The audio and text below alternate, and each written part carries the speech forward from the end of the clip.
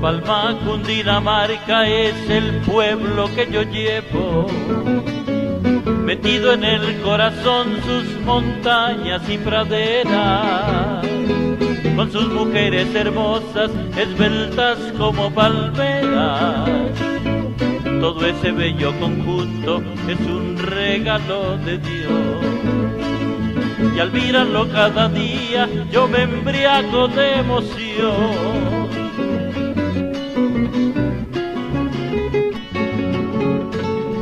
Es bueno saber que existe en un rincón de la patria una ciudad que resiste del destino su vaivén. Y allí está la palma altiva, orgullosa y soberana, cual otrora majestuosa y alumbrando con su luz.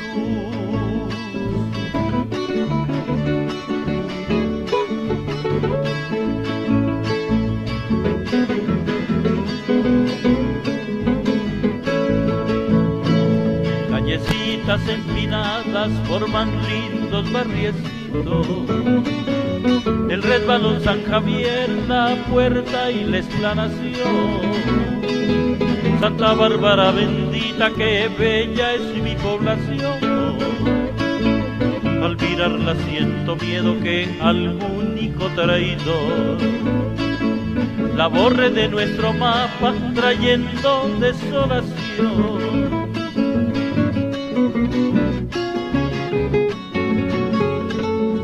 Es bueno saber que existe en un rincón de la patria una ciudad que resiste del destino su vaivén.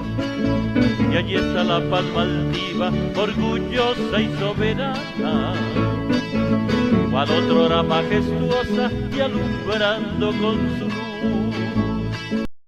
La Palma es un municipio de Cundinamarca, ubicado en el noroccidente de Cundinamarca, a 150 kilómetros de la capital colombiana, en la llamada región del Río Negro.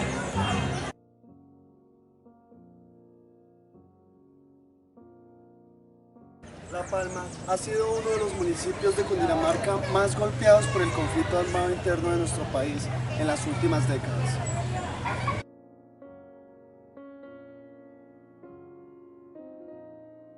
Las autodefensas de Cundinamarca, comandadas por Luis Eduardo Cifuentes, alias el Águila, atormentaron a los habitantes de los municipios del norte de Cundinamarca, especialmente a La Palma. Los paramilitares de alias el Águila se enfrentaron al Frente 22 de las FARC y ocasionaron para el año 2002 grandes hechos de violencia que generaron el desplazamiento de miles de personas.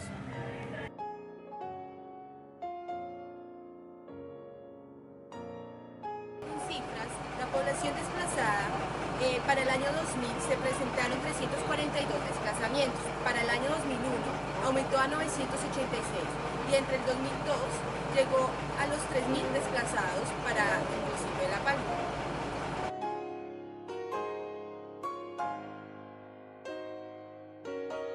Hoy se cuenta en La Palma con un centro zonal de atención a víctimas, y aunque el Estado ha iniciado un proceso integral de reparación y aunque muchos han logrado volver a sus hogares, aún se escuchan ecos y lamentos de esta época de violencia.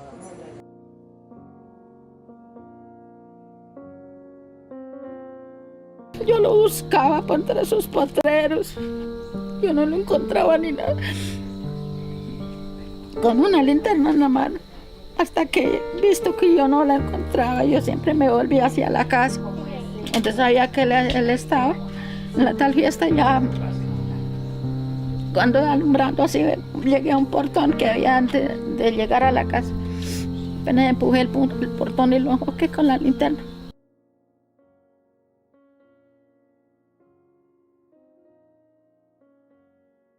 Dios quiera que a nosotros no nos vuelva a pasar ni a la demás gente, porque es muy duro salir usted de su casa sin nada, llegar a arrimarse, a dormir en las condiciones que nosotros dormimos. Eso es muy difícil, y más uno con niños pequeños. Pues yo tenía solo una, pero había personas de 4, 7, 10 niños pequeñitos.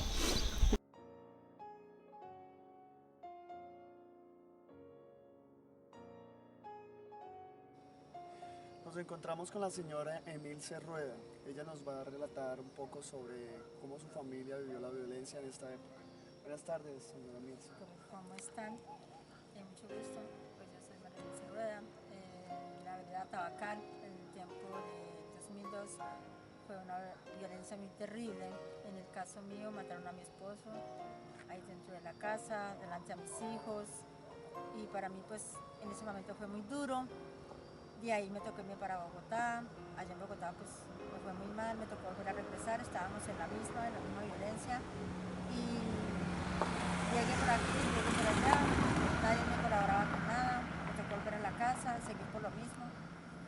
Y no, todo normal, hasta la hora presente a mí nadie me ha colaborado con nada. Y pues gracias a Dios ahorita nos encontramos en una temporada muy tranquila, todo bien, todos nos colaboramos entre todos y muy bien. Pues claro que sí me dio muy duro la muerte de mi esposo porque me lo mataron. En ese momento pues no hallaba qué hacer, todo el mundo se esparció, yo quedé sola con mis 2 hijos y terrible para mi familia. ¿Y cómo fue el suceso de la muerte de él? Llegaron 2 tipos a mi casa, lo llamaron a él a las 10:05 de la mañana. Yo me vine tras de él con mis 2 niños, llegué a donde él estaba y me dijeron que no necesitaba ni mujer ni hijos, que al igual yo me devolví para la pieza donde él me tenía viviendo. Y como a los 5 minutos sonaron los disparos. Ya cuando se formó la balacera más terrible en la casa, ya pasó lo que pasó, se calmó un poquito, salí de mi casa, me vine para acá donde la señora Hortensia y ya ella no estaba, ya yo sabía de para donde Asunción. Yo no supe qué hacer porque quedé en la deriva, quedé sola, no hallaba para dónde coger con mis hijos. Mi solución fue coger para La Palma, poner el denuncio y que me prestaran la volqueta pues para venirlo a recoger. En ese momento ya no había alcalde, ya no había fiscalía, ya no había nada y por fin me hicieron el favor de venirlo a llevar. Estábamos alzándolo ahí en la casa cuando se formó nuevamente la balacera, lo alzamos como pudimos y lo llevamos para La Palma, lo pasé al hospital y ya ahí le hicieron la necropsia y me colaboraron mucha gente para la cajita y darle sepultura al otro día porque no lo podíamos demorar demasiado, mucha violencia.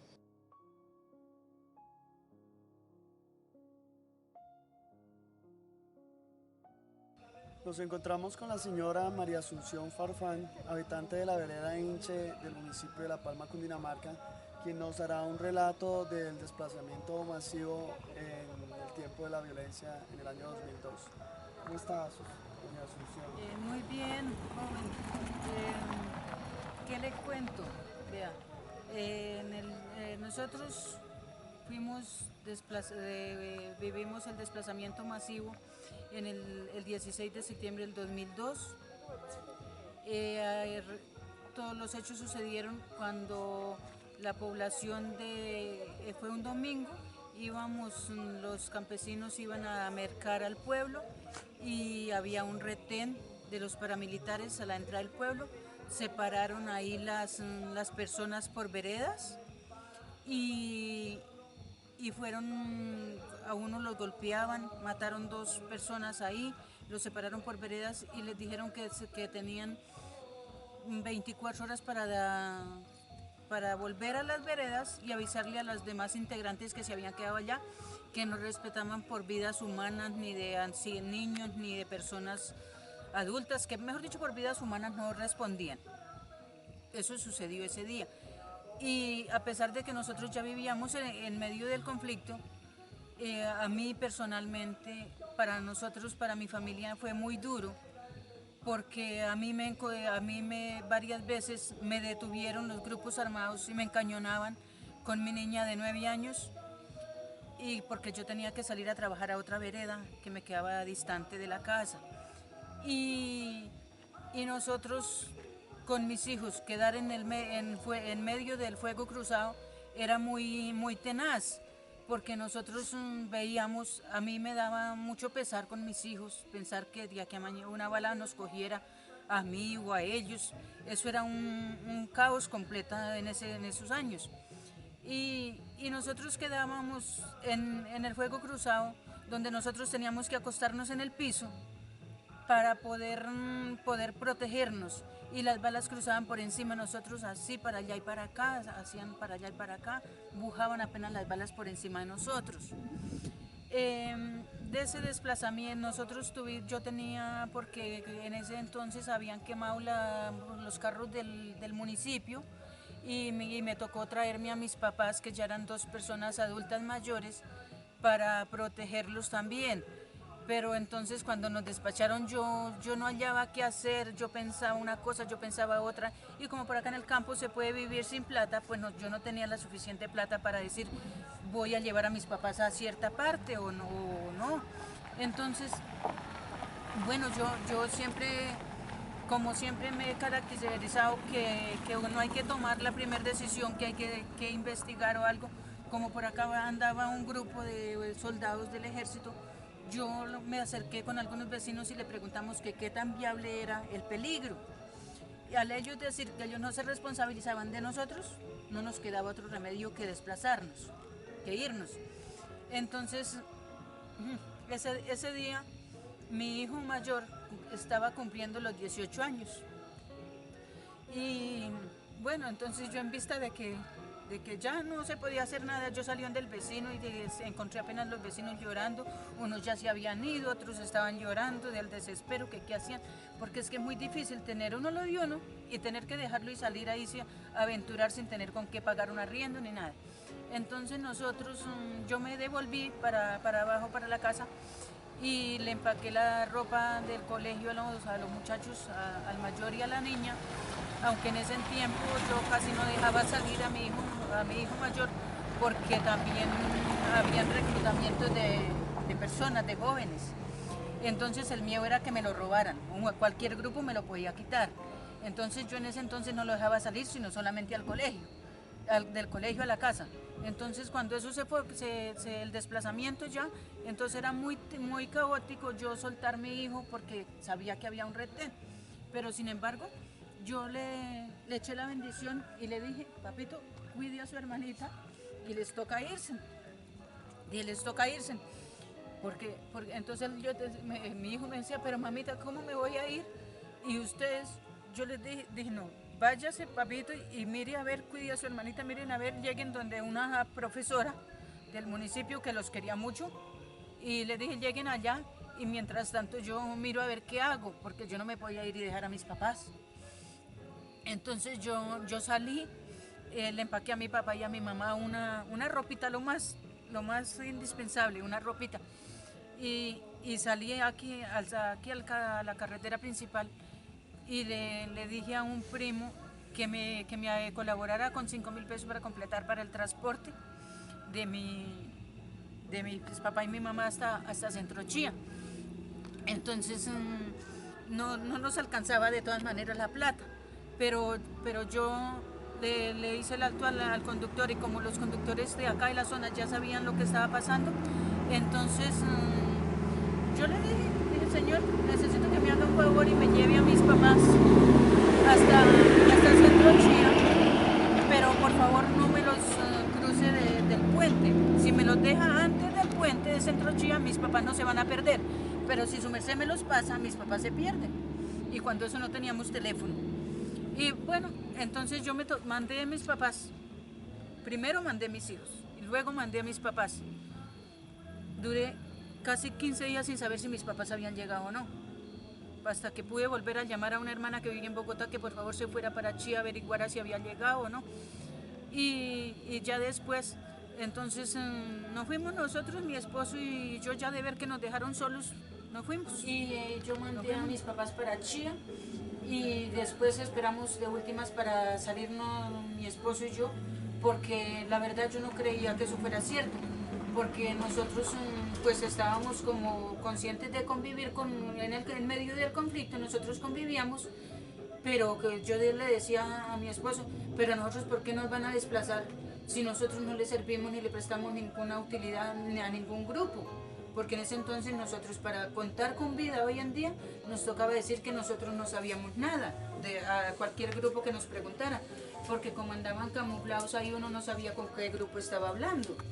Entonces eso fue caótico, porque cuando nos hicieron salir nosotros salimos escasamente con la ropa y otra mudita en una bolsa y ya, y nos tocó irnos.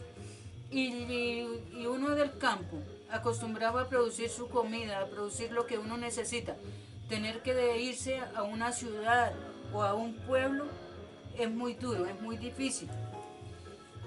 Yo duré allá en el pueblo 2 años, porque mi sueño era que mis hijos estudiaran, y al nosotros estar desplazados, pues se hacían más difícil la situación, porque mi esposo en el pueblo no encontraba trabajo y eso. Y el hecho de ser una víctima, pues siempre sufre discriminación, porque pues de pronto por la inseguridad, pues la gente piensa que no está seguro si uno sí es desplazado, si uno es la víctima o si será un victimario, entonces no le abren la puerta así tan fácil.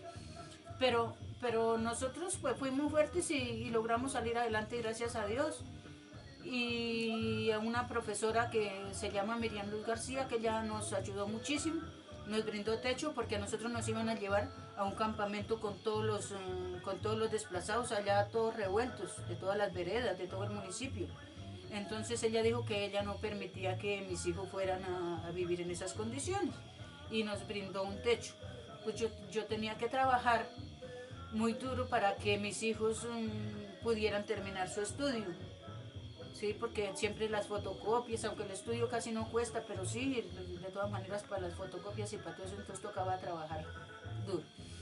Y entonces después vino la Cruz Roja, vino primero, después vino una entidad que se llamaba DPS, que es ahorita el Departamento para la Prosperidad Social, y una cantidad de entidades que la verdad yo no tenía conocimiento que todas esas entidades le ayudaban a uno, o que al uno ser víctima tenía esas entidades que colaborarle a uno. Y ahí nos hacían unas reuniones y nos sacaban al parque a hacer unas filas para recibir un mercado. Algunas personas pues iban y lo recibían, pero la verdad a mí me dolía el pecho tener que hacer una fila para recibir un mercado cuando yo estaba acostumbrado a producirlo. En esas reuniones nos hablaron que teníamos algunos derechos, que nosotros como víctimas teníamos unos derechos, pero pues nos daban un mercado, sí, ellos nos daban un mercado. Luego vino un retorno masivo, nos dieron un mercado y un fertilizante para que nos viniéramos a trabajar. Después de 2 años, volver a comenzar de ceros una finca es muy difícil, porque lo que ya teníamos plantado, todo se había perdido. Y hasta la fecha, pues a mí sí me llegaron, duré desde el 2002, que fue el desplazamiento masivo, hasta la fecha de hoy, lo que he recibido del Estado son 3 indemnizaciones, 3 ayudas humanitarias, y todavía dicen que tenemos derecho a una indemnización, pero hasta la fecha de nosotros no nos ha llegado.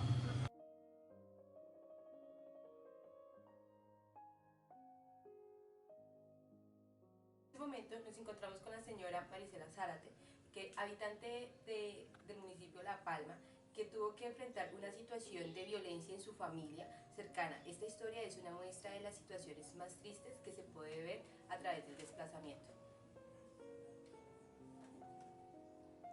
Pues, ¿qué les cuento? En el 2002, el 1 de marzo, me mataron a un hermano y la esposa, en la cual quedaron 2 niños. Una niña de 5 años, un niño de 6 años. Al otro día me vine a sepultarlo. O sea, a él lo mataron el primero, el 3 me vine a sepultarlo y mataron a mi esposo. Y quedé con 3 niños pequeñitos, uno de 6, uno de 5, uno de 3 años. Desde ahí, pues yo trabajé en la vereda Ocho de Tudela, me desplacé al pueblo La Palma, me hice cargo de mi papá, de mi mamá y los 3 chicos. Y pues actualmente ellos ya son mayores de edad, se fueron para Bogotá, yo ya vivo sola.